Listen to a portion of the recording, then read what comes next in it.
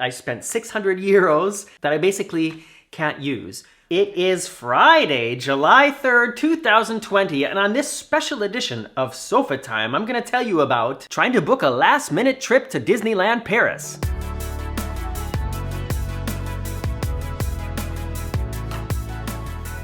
I'm going to start this with a slight tangent and a little bit of a disclaimer before I get to the main subject. First of all, I just want to say none of the things that I'm talking about in this video are real problems. There are a lot of people with some real, terrible, annoying problems in the world right now. This is not one of those situations. I'm only talking about going to Disneyland. And I'm sure that when I describe some of the things that I've been going through today, I'm going to sound frustrated, but I just wanted to let you know that I know that these are like first world luxury problems to be discussing. But because I know that there's probably a lot of people out there right now who are going through the same process that I've been through today, I just wanted to get this online and share my experiences with as many of you as possible and hopefully help you out with what you're trying to plan too.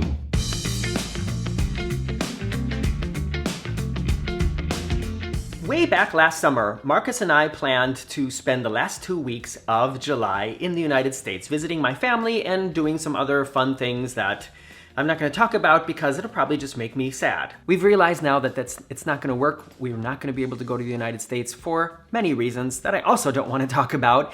And so we're just looking at other options. This morning we decided we were going to spend 4 nights at Disneyland Paris because they have announced that they will be opening starting July 15th. As you know, if you follow my channel, we've been to Phantasialand this year already and to Toverland. I mean, we've been there recently since the So things are starting to open here in Europe. Our cases our numbers of sick people are way down and things are slowly getting back to normal here for now. Disneyland Paris is one of the few Disney parks in the world that at the moment will be opening, and their reservation system has been online since yesterday. I didn't realize when I started this process that it's only been online since yesterday. So I looked at some dates, and interestingly enough, of the 2 weeks that we could have gone, to stay over the second weekend was like 30% cheaper than staying over the first weekend or going in the week. I'm not sure why at the moment weekends are cheaper than during the week, but just so you know, that's another thing for you to look for. And as with any park in the world right now, the numbers of people who are allowed in the park each day are limited, and that means that in order to go to the park, not just Disneyland, but I'm pretty sure any amusement park at the moment, you need to book your ticket in advance for a specific day. And if you've been to Disney before, you know that typically you go for several days, and we were planning to go there for 3 nights and spend like 3.5 days in the park. And from experiences that we've had in the past, I know that one of the great things about Disneyland Paris is the price of annual passes is crazy affordable. A 4-day park hopper pass ticket at Disneyland Paris is already more expensive than just buying an annual pass. So of course we decided, well, why not buy an annual pass again? We did it before and we ended up going, I think 3 times within the year, or maybe 2 times within the year, but it was we already got so much value for it that we just decided, why not? We'll do it again this year. And the first complication that I ran into today is over the German Disneyland Paris website. Hello, I'm in Germany. You cannot buy an annual pass online. So I called the customer help line there's a German number, so a toll-free number here in Germany, to figure out if there was another way to do it. And I actually got through to somebody right away, and she explained to me that you can buy it online, but you have to choose the French language because that version of the website is only in French. Whatever, I figured it out. So I went online and bought annual passes for Marcus and I, and checked in advance that there were no blackout dates for this 4 nights that we wanted to go, and wanted to be sure that annual passes are also available to register for days or to reserve days. And it all checked out fine. So I bought the annual passes, 299 euros per person for I think it's called Magic Plus, which means that it's like of the 4 different levels from like mini to maxi, it's like the second largest, and it only costs 299 euros. And if you compare that to an annual pass in California or Florida, it's like mind-blowing. So the next thing we needed to do was reserve our days in the parks. And this is where it starts to get complicated. There's a very helpful link in the email that I got when the passes were paid for. We got a confirmation mail. You have your passes, and now you can do everything that you want with them. And don't forget to click this link to reserve your days in the park. So I clicked the link, went to reserve the days, and the first thing I noticed was that I went to do it like immediately, and it said our passes were not valid. And I thought, okay, well, this is strange. But then I just waited a half an hour, and then everything worked fine as far as that step goes. So if you do end up buying an annual pass online right now, which I would not recommend, just be aware that it does take a while, even after you get the confirmation mail, for them to really be activated and show up in the system. Like I said, the first thing I wanted to do was make sure that we get our days reserved in the parks. So, I don't know how fast these days are gonna be booked out, and I wanted to make sure we got that, because if we're not going to be able to get in the parks, then I don't want to go. I managed to book the first day, which is like going to be our arrival day, which is July 23rd. Yeah, July 23rd, so 20 days from today, kind of a last minute thing. And that went fine, but then it was only possible to reserve one day. I couldn't pick more than one day at a time.